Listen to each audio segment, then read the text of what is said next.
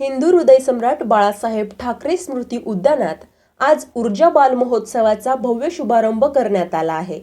सध्या मोबाईलचा वाढता वापर लहान मुलांमध्ये मोठ्या प्रमाणात दिसून येतोय. खेळण्यांपासून मुलं दूर जात असल्याच्या पार्श्वभूमीवर शिवसेना उपनेते अजय बोरस्ते यांच्या पुढाकाराने हा अनोखा उपक्रम राबवला जातोय. मनपा आयुक्त मनीषा खत्री यांनी स्वतः उद्यानाची पाहणी करून संपूर्ण प्रकल्पाचे कौतुक केले. या उद्यानामध्ये ॲडव्हान्टेज पार्क, ग्रंथालय, लायब्ररी, सेमिनार हॉल, प्रशिक्षण केंद्र, अद्ययावत कलादालन, कौशल्य विकास केंद्र अशा सर्व आधुनिक सुविधांची निर्मिती करण्यात आली आहे.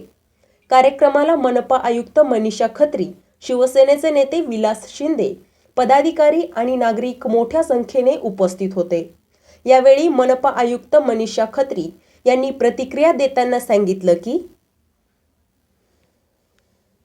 वंदनीय हिंदू हृदय सम्राट बाळासाहेब ठाकरे यांच्या स्मृतीप्रित्यर्थ केलेलं हे उद्यान आहे. यात कुठे बाळासाहेबांचा पुतळा नाही, पण बाळासाहेबांना अपेक्षित असलेली युवा पिढी या ठिकाणी घडत आहे.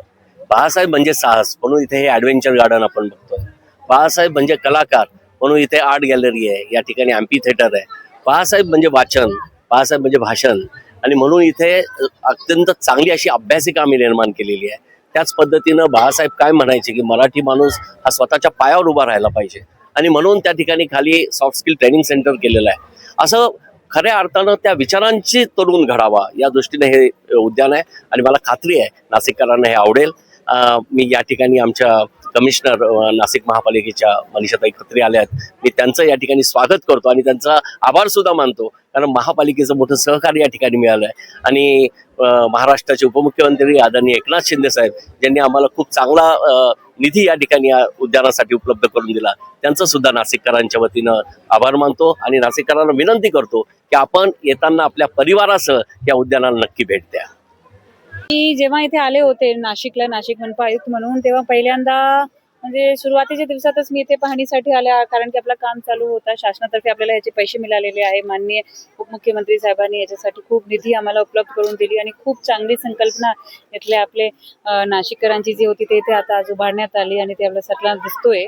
तर माझं तर असं म्हणणं आहे, यात खूप चांगलं एक डेस्टिनेशन, पिकनिक डेस्टिनेशन, आपला बर्थडे डेस्टिनेशन सारखा हा आपला एक स्पॉट झाला आहे. एवढा सुंदर उद्यान आय थिंक नाशिकात तर नव्हता, आणि आज नाशिकाला ते लाभलं आहे, तर म्हणजे खूप गर्वची गोष्ट आहे. आणि नाशिक महानगरपालिकेला याच्यात सहभागी व्हावा मिळाला म्हणजे ते पण आम्हाला खूप चांगलं वाटते. मॅम, लहान मुलं आता मोबाईलच्या व्यसनधीन झालेले आहे, सोशल मीडियाचा ट्रेंड चालू आहे. आपण काय आव्हान करणार आपल्या माध्यमातून? आता तेच आहे की जास्तीत जास्त फिजिकल ॲक्टिव्हिटीज केली पाहिजे, आणि फिजिकल ॲक्टिव्हिटीसाठी बेस्ट उदाहरण हाच उद्यान आहे. इथे सगळे प्रकारची ॲक्टिव्हिटीज त्यांच्यासाठी उपलब्ध आहे. नेचर वॉक इथे आहे, आपलं फिजिकल ॲडव्हेंचर ॲक्टिव्हिटीज आहे. तर मोबाईलपासून लांब ठेवणं खूप गरजेचं आहे. आता ते स्क्रीन ॲडिक्शन अशा प्रकारचं जे प्रॉब्लेम आहे, आणि त्याच्या मग ते डेव्हलपमेंटवर जे प्रभाव पडतो तो खूप क्लिअरली दिसायला आपल्याला मिळतोय लहान मुलावर. मग त्यासाठी अशा प्रकारचे उद्यान अजून आपण प्रत्येक नाशिकचे कॉर्नर म्हणजे एक एक ह्याच्यात एरियात आपण उभारू, अशा प्रकारची मग आम्ही पण आज एक संकल्पना करतोय. शहरात काही उद्यान आहेत, अशी सुविधा मिळणार का? प्रयत्न करू नक्कीच.